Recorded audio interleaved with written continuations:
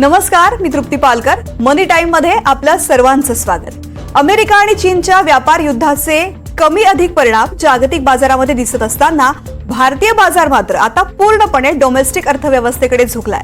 त्यामुळे बाजारातल्या घडामोडींवरती आणि भविष्यातल्या गुंतवणुकीच्या रणनीतीविषयी आपण जाणून घेणार आहोत. पण त्याआधी पाहूयात आजच्या टॉप बिझनेस न्यूज. वीकली आणि मंथली एक्सपायरीच्या दिवशी निफ्टी आणि बँक निफ्टीमध्ये अपेक्षित चढउतार दिसले नाहीयेत. पहिल्या तासाभरामध्ये निफ्टीमध्ये 100 अंकाचे चढउतार झाले, पण त्यानंतर दिवसभर निर्देशांकामध्ये लक्षणीय हालचाली दिसल्या नाहीत. दिवस अखेर निफ्टी 24,200च्या वरती तर बँक निफ्टी 55,200च्या वरती बंद झाला. एफएमसीजी क्षेत्रामधील सर्वात मोठी कंपनी हिंदुस्तान युनिलिव्हरनं चौथ्या तिमाहीचा निकाल जाहीर केलेला आहे. निकालानंतर शेअरधारकांना प्रति शेअर 28 रुपये लाभांशाची घोषणा करण्यात आली आहे. गेल्या वर्षीप्रमाणेच पुढील वर्षी सुद्धा मागणी कमीच राहील असा अंदाज कंपनीनं व्यक्त केलाय. निकालानंतर HULच्या शेअर्समध्ये आज विक्री बघायला मिळाली. शेअर सुमारे 4% घसरले. HUL पाठोपाठ आज नेस्लेने सुद्धा तिमाही निकाल जाहीर केलाय. नेस्लेच्या निकालांनी सुद्धा बाजाराच्या अपेक्षा पूर्ण केल्या नाहीयेत. दिवसभरामध्ये शेअरच्या किमतीमध्ये जवळपास 2% घसरण झाली. ICICI बँकेच्या शेअरमध्ये आज नफा वसुली झालेली आहे. दिवसभरामध्ये शेअरची किंमत 17 रुपये घसरली आहे. गेल्या काही दिवसांमध्ये खासगी बँकांच्या शेअर्समध्ये मोठी खरेदी झाली. त्याचा फायदा ICICI बँकेलाही झाला. आज दिवस अखेर मात्र नफा वसूल करण्यात आला.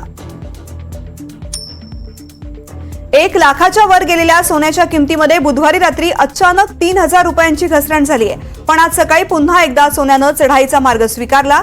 कालच्या एकूण घसरणीपैकी निम्म्यापेक्षा अधिक घसरण भरून काढली. सोन्याचा भाव चढा असल्यामुळे अक्षय तृतीयेला अगदी परंपरा जपण्यापुरतीच किरकोळ सोनं खरेदी होईल असा अंदाज व्यक्त करण्यात आलेला आहे. ग्राहक दुकानामध्ये येतात, पण सोन्याच्या खरेदीचं प्रमाण मात्र लक्षणीयरित्या घटलेलं आहे.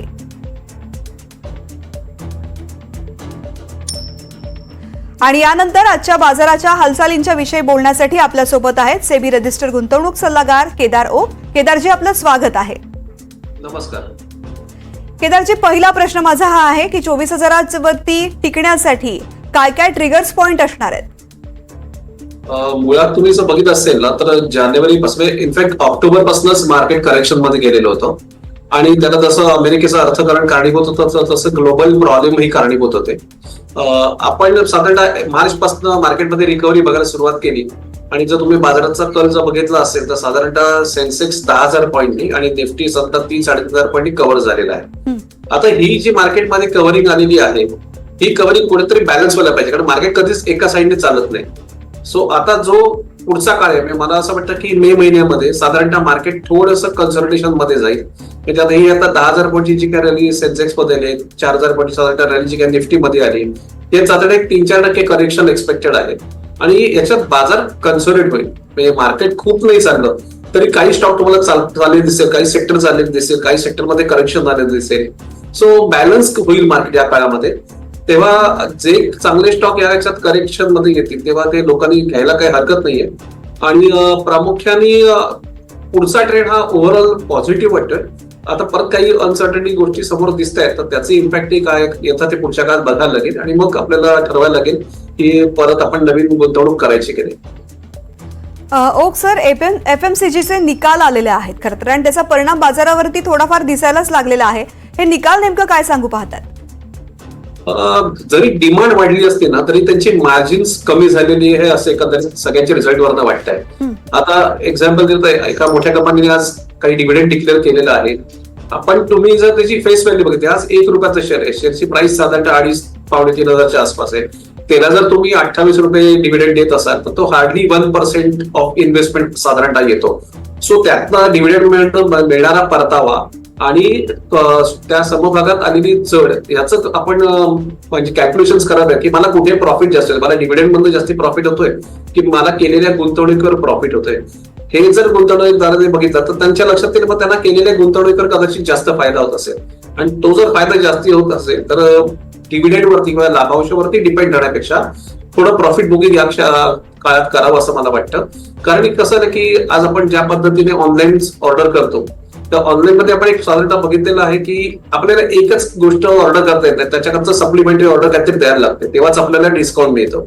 सो सेकंड सेल जो आहे, हा सेकंड सेल हा फोर्सफुलचा सेल आहे, फोर्सफुली झालेला सेल आहे आणि तो अशा कंपनीच्या मार्जिनवरती इम्पॅक्ट करतोय. आणि त्याचं साधारणतः हे एकंदरीत सगळं स्वरूप आपल्याला आता कंपनीच्या किमतींमध्ये किंवा त्यांच्या येणाऱ्या नफ्यामध्ये दिसून येत आहे. म्हणजे तुम्ही जर काही चांगल्या कंपनीचे रिझल्ट आता बघितले तर तुमच्या लक्षात येईल त्यांचा सेल्स वाढलेला आहे, पण प्रॉफिट मार्जिन कमी झालेलं आहे, इबिटा कमी झालेलं आहे. त्याचं कारण असं की ऑपरेटिंग कॉस्ट वाढलेलं आहे आणि ती ऑपरेटिंग कॉस्ट आता तुम्हाला प्राइसवरती डॅमेज करते आणि हा त्याचा सगळा इम्पॅक्ट हा तुम्हाला एफएमसीजी सेक्टरवर दिसतोय. एफएमसीजी सेक्टर हे पुढच्या काळात साधारणतः कन्सोलिडेशन मध्ये राहील असं मला एकंदरीत वाटतं, कारण की त्याच्यात ग्रोथ हा पुढच्या काळात फार लिमिटेड वाटते, फार मोठा त्यात काय ग्रोथ होईल असं वाटत नाही. कारण आता ज्या गोष्टी लोक डेली जे वापरतात त्या तेवढ्याच वापरणार, कोणी काही जास्ती गोष्ट वापरायला जाणार नाहीये. त्यामुळे पुढच्या काळात या क्षेत्रासाठी थोडं काळजीपूर्वक गुंतवणूक करावी. सध्या तरी घ्यावे असे स्टॉक त्यात काही वाटत नाहीत पटकन. ओक सर, एकूणच आज जे निकाल आले त्यानंतर काही ज्यांचे निकाल आले त्यामध्ये सेलिंग सुद्धा पाहायला मिळालेली आहे. मार्केटमध्ये सुद्धा फारशी काही हालचाल आज पाहायला मिळालेली नाहीये. एकूणच ही मार्केटची जी परिस्थिती पाहता मिड कॅप आयटी कंपन्यांची गुंतवणूक फायदेशीर ठरू शकेल या परिस्थितीमध्ये? मी जे म्हणत की मार्केट आज चाललं नाहीये, पण उलट मी सांगेन की मार्केटने आज खूप बॅलन्स इंडेक्सिंग केलं. गेल्या काही काळात निगेटिव्ह बातम्या जरी जागतिक बाजारात होत्या तरी आपलं बाजार वरती होता. त्यामुळे हे कुठेतरी कन्सोलिडेशन मार्केटमध्ये होत असतं. त्यामुळे आज मार्केट चाललं नाही, ते मार्केट काही इथून करेक्शन देईल पटकन किंवा काही पुढच्या काळात खराब होईल असं काही नाहीये. राहता पाठ तुम्ही जो दुसरा प्रश्न विचारला की पुढच्या काळातल्या बँकांवरती किंवा या क्षेत्रावरचा काय परिणाम असेल तो, तर बँकिंग मध्ये पण हे सगळं तर प्रॉफिट बुकिंग ओव्हरऑल चाललेलं आहे की जी 10,000 कोटी रॅली बाजारात आता आली ती कुठेतरी इनकॅच होती किंवा आता जी लोक मागच्या काळात अडकलेली होती स्टॉक्स मध्ये, कारण की ऑक्टोबरला जे शेअरचे भाव होते आणि आता असलेले शेअरचे भाव याजवळ 30 ते 40% गॅप होता, काही ठिकाणी तर 15-20% गॅप होता.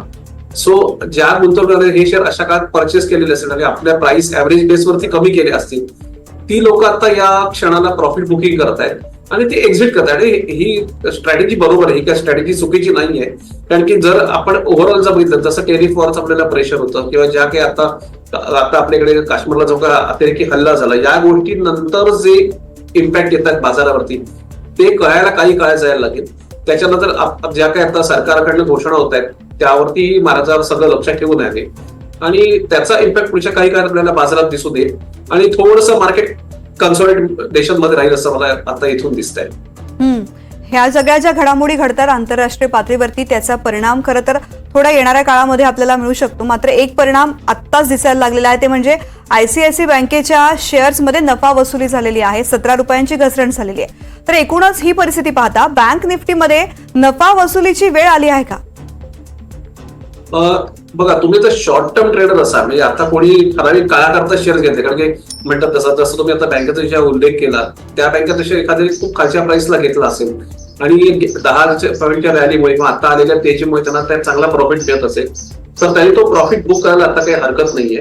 कारण कसं आहे की बँकांना खूप पण चॅलेंजेस पुढच्या काळामध्ये, रेपो रेट कमी झाल्यामुळे इंटरेस्ट रेट कमी, हाऊसिंग लोनचे रेट आता कमी होणार आहेत.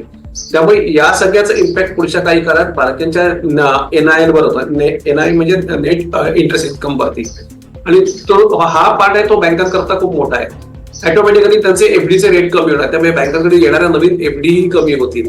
सो त्यांचा हा पुढचा सगळा बिझनेस आहे हा नवीन बिझनेस वरती अवलंबून असेल आणि तो नवीन बिझनेस ते कुठच्या स्वरूपात पुढे आणतात किंवा लोकांना कुठल्या पद्धतीने नवीन स्कीम्स येतात ते पाहणं गरजेचं आहे. फार मोठा काही बँकांच्या बिझनेसमध्ये फरक पडेल असं आता या क्षणाला वाटत नाहीये. पण ज्या 2 बँका होत्या, मेन बँका होत्या, मी जस्ट म्हणतो तसं डिस्क्लेमर सगळ्यात नावं घेतो आता त्याची, एचडीएफसी बँक आणि आयसीआयसीआय बँक, यांचे जे रिझल्ट आता आलेले ते गेल्या काही वर्षाचा परिपाक आहे. गेल्या काही वर्षात त्या स्टॉकमध्ये जे झालेलं कन्सोलिडेशन आहे, 1-1.5 वर्ष बँकिंग सेक्टरमध्ये जी तेजी नव्हती ती तेजी आपण या काळात बघितली आणि आता ती नफेखोरी या काउंटरमध्ये काही दिवसात आपल्याला बघायला मिळेल. या बँका मुळच मोठ्या बँका असल्यामुळे त्याच्यात जर काही करेक्शन आलं तर लोकांनी ते स्टॉक खालच्या भागात घ्यायला काही हरकत नाही. पण म्हटलं तसं त्यांचे कोणते सल्लागार असतील त्यांची त्यांनी नक्की मदत घ्यावी किंवा स्वतः काही अभ्यास करत असतील तर तो अभ्यास करून त्यात पुढची गुंतवणूक वाढवावी. एक प्रश्न खरं तर बँकिंग सेक्टर बद्दल सारखा विचारला जातो आणि अनेकांच्या मनात असतो की पब्लिक सेक्टर बँकांचे खासगी बँकांप्रमाणे शेअर्सच्या किमती धावत का नाही, एवढी त्यांना ग्रोथ का नसते? त्याचं मूळ कारण असं आहे की प्रायव्हेट सेक्टर बँका फार अग्रेसिव्ह असतात. त्यांच्याकडे स्वतःच्या सेल्स टीम्स असतात, मार्केटिंग टीम्स असतात, ब्रँडिंग करणाऱ्या टीम असतात. त्यामुळे त्यांच्याकडे येणारे फोन हे फार जास्ती असतात. म्हणजे आज तुम्ही तर तुम्हाला बँका आपणच फोन करतात, सर तुम्हाला हाऊसिंग लोन पाहिजे का, सर तुम्हाला कार लोन हवाय का, तुम्हाला काही वस्तू घ्यायच्या त्याकरता लोन हवाय का, असे फोन सरकारी बँकांकडे नाहीयेत, फार कमी येतात. त्यामुळे त्यांचा जो अप्रोच आहे हा टोटली वेगळा आहे.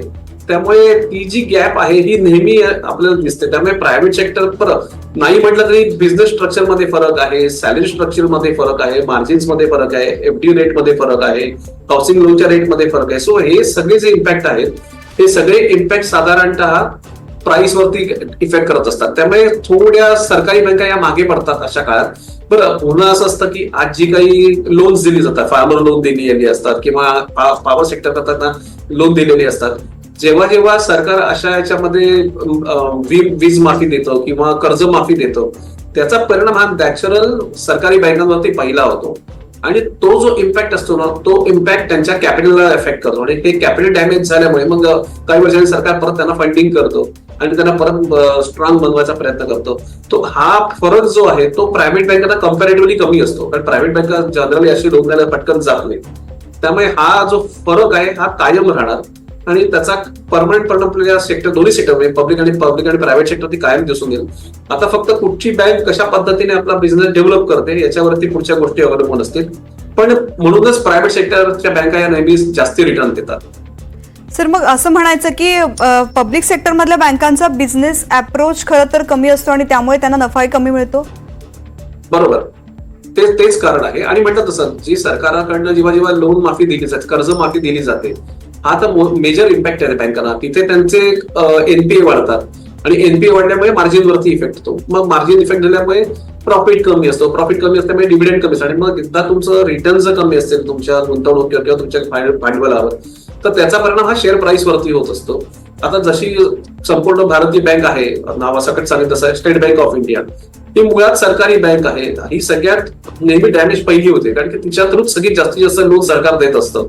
त्यामुळे त्याचा जरी भाव वाढत नसला तर पण त्यांचे तुम्ही ऍसेट्स बघितलं तर त्याच्याकडे हाय क्वालिटीची ऍसेट्स आहेत, ज्याची व्हॅल्युएशन असते त्यांच्या बुक्स ऑफ अकाउंट मध्ये. त्यामुळे तो स्टॉक जेवढा पडत नाही जेवढा इतर बँकांचा स्टॉक खाली असतात. सो हा सगळा अभ्यासाचा विषय आहे की त्यांच्या ऍसेट्स क्वालिटी काय काय आहेत. आता मध्ये सरकारने काही बँकांचं मर्जर केल्यामुळे त्यांना नवीन ब्रांच मिळाल्या, नवीन एरिया मिळाले, नवीन बिझनेस सेक्टर मिळाले. याचा जो सगळा इम्पॅक्ट आहे हा यायला काही वर्ष जातील. आणि आय थिंक हे सगळं मर्जरहून पण आता 2 वर्ष झालेली आहेत. जुन्या सगळ्या ज्या काही एनपी होत्या त्याचे पण त्यांनी रिवर्क केलेले आहेत, त्या बॅलन्स शीट मध्ये क्लीनअप केलेले आहेत. तर पुढच्या काळातही मला वाटतं की ज्या गव्हर्नमेंट सेक्टर मधल्या बँका त्या चांगल्या परतावा देतील. पण इथे थोडंसं आपल्याला पेशन्स राहायला लागेल, कारण की तिकडचं वर्किंग स्टाईल हे टोटली वेगळं आहे कम्पेरेटिव्ह टू प्रायव्हेट बँक. त्यामुळे तो जो फरक आहे तो यायला, त्याच्यात बदल थोडा कायच आहे. पण या चांगल्या बँका आहेत गव्हर्नमेंट सेक्टर मधल्या, पण त्या घ्यायला हरकत नाहीये. पण म्हटलं तसं थोडा अभ्यास करा, त्यांच्या ऍसेट्स क्वालिटी, त्यांचं बिझनेस मॉडेल हे बघूनच त्यात गुंतवणूक करावी. निश्चित पैसा गुंतवताय तो गुंतवण्यासाठी अभ्यास अतिशय महत्वाचा आहे. नाहीतर मग नफ्याच्या गुंतवणुकीसाठी, नफा मिळवण्यासाठी आपण गुंतवणूक करतो आणि मग ती आपल्याला अतिशय नुकसानामध्ये, खड्ड्यामध्ये घालते. त्यामुळे अभ्यास अतिशय महत्वाचा आहे, मार्गदर्शन घेणं सुद्धा अतिशय महत्वाचं आहे. एकूणच सर, आपण ही जी चर्चा करतोय त्यावरून मला एक प्रश्न विचारायचा आहे की गुंतवणुकीच्या संधी आता लार्ज कॅप पेक्षा मिड कॅप मध्ये जास्त आहेत का? नाही, माझ्या मते मिड कॅपला अजूनही लोकांनी पटकन हात घालू नये, अजून काही कालावधी जाऊन द्यावा. कारण की म्हणतात तसं हे टेरिफ वॉर जे अजून चालू आहे ते काही काय राहणार, 90 दिवसाचा त्यांनी टाइम फ्रेम आपल्याला दिलेलाच आहे. माझ्या माहितीप्रमाणे आपल्या देशापुरता हा प्रॉब्लेम बऱ्यापैकी सॉल्व्ह झालेला आहे. काही 1-2 ठिकाणी गोष्टी आहेत की ज्या निगोसिएशन वरती आहेत. त्यामुळे लार्ज कॅप बेसिकली अशा करता घ्यावेत की गेल्या काही काळामध्ये ते बरेचसे स्टॉक करेक्शन मध्ये चांगल्या व्हॅल्युएशन्सला अवेलेबल आहेत. त्यामुळे लार्ज कॅप हे प्रेफरन्स देताना करावं. म्हणजे तुम्हाला जर तुमचा आता पोर्टफोलिओ नवीन बनवायचा असेल, आता परत लोक म्हणतील अरे 10,000 पॉईंट मार्केटवरती गेल्यावर आम्ही कुठचे स्टॉक घ्यायचे, काय करायचं. तर अशा वेळेला जे स्टॉक आता म्हणतात तसं आज जे 200-300 पॉईंट निफ्टी खाली होतं, मार्केट थोडंसं काय खाली होतं, त्याच्यात ज्या स्टॉकने करेक्शन दिलेलं आहे, ज्यांची मार्केट कॅप चांगली आहे, ज्यांचे बिझनेस मॉडेल चांगले आहेत, अशा लार्ज कॅप मध्ये गुंतवणूक करायला हरकत नाही. मिड कॅप मध्ये सुद्धा ज्या कंपन्या आता कुठे जरी म्हणतात ना व्हॅल्युएशनशी त्यांच्या ऍडजस्ट झालेल्या आहेत, ते आता मागच्या काळात जे काही स्टॉक पडले होते 25-30% खाली होते आणि आता ते 10% वरती येऊन बॅलन्स होत आहेत, प्राइसचे ऍडजस्टमेंट घेत आहेत. अशा मिड कॅप स्टॉक मध्ये गुंतवणूक करायला हरकत नाही. आणि मला माहिती आहे आपण हा प्रोग्राम दर सोमवार मंगळवार आठवडाभर चालूच असतो मनी टाइम्सचा कार्यक्रम. त्यात मी मागच्या वेळेला पण म्हटलं होतं की मला मार्केटमध्ये मंदी कुठेही जाणवत नाहीये. टेम्पररी इम्पॅक्ट येत असतात, ती येतच राहतील. आणि त्यात जी चांगली सेक्टर वाटत होती त्यामध्ये आपण मागच्याला पण काही उल्लेख करतो काही सेक्टर्स आहे, जसं मी म्हटलं तर सॉफ्टवेअर इंडस्ट्री काही काळात खराब असेल पण नंतर चांगली, तर सॉफ्टवेअर कंपनीचे स्टॉक सुद्धा आता चांगल्या प्रमाणात वरती आलेले आहेत. ते जर करेक्शन्स मध्ये थोडेसे आले तर ते चांगले घ्यावेत. पण मी म्हटलं तसं पारंपरिक जे स्टॉक आहेत ते सध्या लोकांनी टाळावेत, कारण की मला वाटत नाही की ते स्टॉक गेल्या 20 वर्षात जेवढा परतावा दिला तेवढा पुढच्या 20 वर्षात देतील. तेव्हा जिथे नवीन संधी आहेत, नवीन कंपन्या आहेत, तिकडे प्रेफरन्स द्यावा की जेणेकरून तुम्हाला चांगले रिटर्न्स पुढच्या काही काळात बघता येतील. इव्हन आपण म्हटलं तर मागच्या काही इंटरव्ह्यूज मध्ये मी फार्मा सेक्टरचं पण रिकमेंडेशन दिली होती की फार्मा सेक्टर चांगलं वाटतंय बघताना, आणि सुदैवाने त्याच्याबद्दल एक पॉझिटिव्ह न्यूज काही दिवसापूर्वी आलेली आहे की टेरिफ याच्यामध्ये याचा काही परिणाम फारसा फार्मा सेक्टरवरती होणार नाहीये. त्यामुळे फार्मा सेक्टरमध्ये पण लोकांनी पुढच्या काळात गुंतवणूक करायला हरकत नाहीये. पण याच्यात एक सेक्टर आहे की ना ज्याला CMDO असं म्हणतात, CMDO मी कदाचित शब्दात तर चुकलं, मला पटकन आठवत नाही, की ज्याच्यात या सेक्टरमध्ये जे लॉजिस्टिक्स सांभाळलं जातं त्याचा सगळा मेकॅनिझम सांभाळला जातो. म्हणजे औषधांचं डिस्ट्रीब्युशन आहे, टेक्निकल गोष्टींचं डिस्ट्रीब्युशन आहे, टेक्निकल स्टाफचं डिस्ट्रीब्युशन आहे, हे सगळं जे मेकॅनिझम चालवलं त्या ज्या पद्धतीने कंपन्या त्यात गुंतवणूक करत आहेत त्या सेक्टरमध्ये ते सेक्टर प्रामुख्याने बघावेत. आणि ड्रग्स म्हणजे फॉर्म्युलेशन्स तर ऑलवेज रिटर्न देतात, तर त्याच्यामध्येही लक्ष ठेवायला काही आपण हरकत नाहीये. आणि पुढच्या काळात मला फार्मा सेक्टर चांगलं वाटतंय काही काळाकरता. एकूणच काय, जर नफा मिळवायचा असेल तर गुंतवणूकदारांनी थोडीशी स्ट्रॅटेजी आपली बदलणं अत्यंत आवश्यक आहे. सर, बोलता बोलता तुम्ही मंदीबद्दल बोललात की आता तरी काही मार्केटमध्ये मला मंदी दिसत नाही. एकूण तुमच्या दृष्टीनं मंदी येणं म्हणजे काय नेमका अर्थ समजायचा? मंदी येणं म्हणजे तुम्हाला असं बघा की जसं 2008 साली तुम्ही बघितलं असेल जेव्हा लेमनचा इश्यू झाला होता आणि सडनली एका दिवसात 2 दिवसात मार्केट बऱ्यापैकी पडलेलं होतं. त्याच्यानंतर जे मार्केटला मेकॅनिझम नव्हती त्यामुळे लोकांना खूप मोठे फटके बसले आणि जवळजवळ 2008 नंतर 6 वर्षाची बाजारात मंदी होती. एक बाजार ठराविक रेंजमध्ये 2000-3000 पॉईंट मध्येच फिरत होता. आत्ताच्या काळात जर तुम्ही बघितलं तर 2024 आणि 2025 या कालावधीचं बघितलं तर साधारणतः 72,000 सेन्सेक्स 86,000 आला होता आणि आता परत तो 72,000 फिरला. ही जी गॅप होती ना ही नॅरो गॅप होती. म्हणजे तुम्ही जी बघितलं तर मंदी म्हणजे जे करेक्शन मार्केट आलं हे 6 महिन्यापुरतच होतं. त्याच्यानंतर जे मार्केट रिकव्हर झालं ती फास्ट रिकव्हरी जी आली ती तेजी असते. आपण जे मंदी म्हणजे बरेच वर्ष बरेच महिने हे चालू राहतं. जसं गेले 6 महिने मुवमेंटच नव्हती मार्केटला, फक्त मार्केट पडत होतं. असं जर कन्सिस्टंटली राहिलं आणि मग तुमच्या प्राइस वाढत नाहीयेत, जेव्हा तुम्हाला दिसतं की अरे मी गुंतवणूक केली 3-3 महिने झाले 6-6 महिने झाले माझ्या स्टॉकला काही परतावा दिसत नाही, मी एखादा स्टॉक 200 रुपयाला घेतला असेल तर 4 महिने तो 210-220 मध्येच फिरतोय. तो अशा पद्धतीने जेव्हा काउंटर चालत नाही तेव्हा ती मंदी असते मार्केटला असं समजलं जातं. मंदी हे सेक्टर पूर्ण म्हणजे हा पार्टच पूर्ण वेगळा आहे. येणारं करेक्शन हे महत्वाचं असतं. टाइमली करेक्शन येणं मार्केटला हे खूप आवश्यक असतं आणि ते करेक्शन बाजाराने योग्य वेळेत दिलं.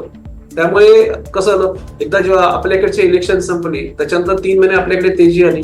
सप्टेंबरला जेव्हा युएसचे इलेक्शन सुरू झालं तेव्हा आपल्याकडे करेक्शन सुरू झालं, युएस मध्ये तेजी आली. युएसचे इलेक्शन झालं तर तिकडे आता मंदी आली आणि जे आपण गेल्या 6 महिन्यात मंदीत गेलो होतो ते आपण तेजीमध्ये आलो. सो ही फिनान्शियल जी सायकल आहे ना ही आपण समजून घेणं खूप गरजेचं आहे. आणि मग त्याच्यासमोर इकॉनॉमी चॅलेंज असतात, मग आपल्याकडच्या कंपन्यांचे परफॉर्मन्स असतात, आपल्याकडचा बिझनेस कसा चालतो, आपल्याकडे ग्रोथ कशी आहे. तर हा सगळ्या जो इम्पॅक्ट आहे तो ओव्हरऑल मार्केटला त्याच्या समभागाच्या किमतीला इंडेक्सला इम्पॅक्ट करत असतो आणि मग त्याच्यावरती बाजाराचं तेजी मंदीचं चक्र सुरू असतं. त्यामुळे पुढच्या काळात मी म्हटलं मला मार्केटमध्ये मंदी वाटत नाही, कारण की इकॉनॉमिकल फॅक्टर आपले बऱ्यापैकी चांगले आहेत. आपल्या दृष्टीने बऱ्याचशा गोष्टी पॉझिटिव्ह पण घडतात. जसं टेरिफ वॉरमध्ये आपण नेगोसिएशनला चांगल्या प्रकारे उतरलेलो आहोत. क्रूड खूप खाली आलेलं आहे. त्याच्यानंतर रेपो रेट कमी झाले त्यामुळे बँकिंग मध्ये येणारी लोन ही स्वस्त झालेली आहेत. आपलं जीडीपी ग्रोथ मेंटेन आहे, इन्फ्लेशन कंट्रोलमध्ये आहे. सो या ज्या सगळ्या गोष्टी आहेत त्या आपल्याकरता सकारात्मक आहेत. त्यामुळे या गोष्टी सकारात्मक असताना बाजारात अशी मंदी वाटत नाही, त्यामुळे मंदी येणार नाही असं माझं मत आहे. तुम्ही म्हणताय मंदी येणार नाही हा विश्वास तुम्हाला आहे, मात्र तरी सुद्धा थोड्याफार प्रमाणामध्ये नफा वसुली केली जाते. बँकिंग वगळता आणखीन कुठे अशी नफा वसुली करणं शक्य आहे, काय सल्ला द्याल? बँकिंग व्यतिरिक्त म्हणतात आता जे 2-3 दिवसापूर्वी थोडीशी तेजी आपण सॉफ्टवेअर सेक्टरमध्ये जी बघितली तिथे आपण प्रॉफिट बुकिंग करायला काही हरकत नाही आता. त्याच्या व्यतिरिक्त तुम्हाला जर असं बघायचं असेल तर बँकेमध्ये एनबीएफसी मध्ये पण काही ठिकाणी आपण काही समभागात तेजी बघितलेली होती. तर म्हटलं तसं लोकांचं गुंतवणूक धोरण काय हे फार महत्वाचं आहे. कारण कसं असतं ना आपण एक कोर पोर्टफोलिओ बनवायला लागतो आणि कोर पोर्टफोलिओ बनवल्यानंतर तुम्ही फंड मोबिलाइज केलेत ना तर तुम्हाला मग त्याच्यावर चांगले परतावा घेता येतात. पण तुम्ही डेली जर मार्केटमध्ये खेळत बसतात तर मग तुम्ही चढ्या मार्केटमध्ये पण अडकता आणि खालच्या मार्केटमध्ये पण अडकून बसता. सो आपण म्हणतो तसं आपली एक काम करायची स्ट्रॅटेजी, आपण कशा पद्धतीचे गुंतवणूकदार आहोत हे बघून गुंतवणूक धोरण आपण ठरवायला पाहिजे. नॉर्मली लोक काय होतात, शॉर्ट टेल मध्ये जास्ती जातात आणि मग फास्ट नफ्याच्या परीमध्ये नुकसान करून घेतात. आणि हे बाजाराचं तत्वच आहे. म्हणजे बाजार आपल्या दोन्ही बाजूला अट्रॅक्ट करत असतो. तेजीमध्येही अट्रॅक्ट करतो, मंदीमध्येही अट्रॅक्ट करतो. तेजीमध्ये नफ्या करता अट्रॅक्ट करतो, मंदीमध्ये खरेदी करता अट्रॅक्ट करतो. आपल्याला तो बॅलन्स सांभाळायचा आहे की आपण कशा पद्धतीने ही सगळी जी मार्केटची चॅलेंजेस आहेत ती सांभाळू शकू आणि मग लॉंगर टर्म मध्ये उभारून चांगला परतावा कसा घेऊ शकू. सर, एक महत्वाचा प्रश्न ज्याच्यावरती बऱ्याच दिवसांपासून चर्चा झाली तो म्हणजे डोनाल्ड ट्रम्प यांनी घेतलेला निर्णय आणि त्याचा संपूर्ण जागतिक व्यापारावरती मोठा परिणाम सुद्धा पाहायला मिळाला. अनेक देशांनी नुकसान भोगलेलं आहे, सहन केलेलं आहे, मार्केट्स पडले, पुन्हा काही मार्केटमध्ये करेक्शन झालेलं आहे. मात्र चीन आणि अमेरिका यांच्यात मोठं व्यापारी युद्ध खरं तर आपण म्हणू शकतो सुरू आहे.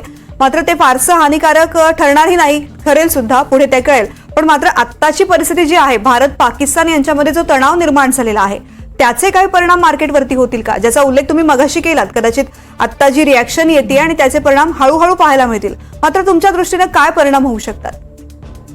बघा, हे मला वाटत नाही फार आपण काही एक्स्ट्रीम स्टेप वगैरे काही याच्यामध्ये घेऊ. जे काही फॉर्मल आता जे आपण स्टेप घेतलेले आहेत की तिकडचे काही संबंध तोडणं किंवा त्यांच्याशी व्यापार संबंध बंद करणं आणि आपलं त्यांच्याशी तसंही व्यावसायिक धोरण काही फार मोठं नाहीये. आपल्या इकॉनॉमीवरती त्यांच्या येण्या जाण्याने काही फार मोठा फरक पडेल असं काही फारसं वाटत नाहीये. जे एक प्रेशर असतं ना, म्हणजे असं आपल्याला जे वाटतं अरे बाबा उद्या बॉर्डरला काही युद्ध होईल का किंवा काही होईल का, तर तीही शक्यता कम्पॅरेटिव्हली कमी वाटते. कारण शेवटी कसं आहे ना की कुठचाही देश सगळ्या अँगलने विचार करतो की बाबा आपण काही एखादं युद्ध करायला देतो त्याचे आपल्याला विपरीत परिणाम काय होऊ शकतात. आणि आज आपली इकॉनॉमी फिनान्शियली स्ट्रॉंग होतीये तर आणि काही बाबतीत आपण जर नुसतं बटन दाबून तर पाकिस्तानला कंट्रोल करू शकतोय किंवा त्यांना दाबू शकतोय व्यावसायिक दृष्ट्या किंवा फायनान्शियली किंवा इतर तंत्राने, तर आपण तोच प्रेफरन्स पहिला धरू असं मला एकंदरीत वाटतं.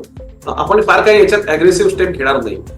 फार काही मागच्या वेळेस एअर स्ट्राईक वगैरे असं काही केलं तर असू शकतं, पण सध्या तरी असं काही वाटत नाहीये. वेळ सांगेल गव्हर्नमेंट काय ऍक्शन घेतं ते.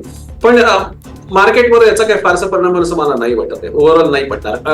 राहिला चीन आणि अमेरिका याचा टेरिफवरचा, ते आपापसात भांडत राहतील. कारण की बरेचसे देश आहेत जे चीनवरती अवलंबून आहेत.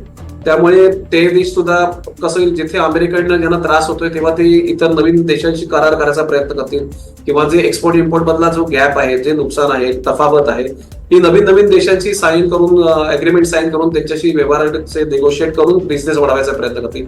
जसे आता मोदी 2 दिवसापूर्वी सौदी अरेबिया जाऊन तिकडे आपण नवीन व्यापार विषयक धोरण काही आखतोय त्यांच्याकरता काय, हा प्रत्येक देश स्वतःच्या दृष्टीने यात काम करत राहणार.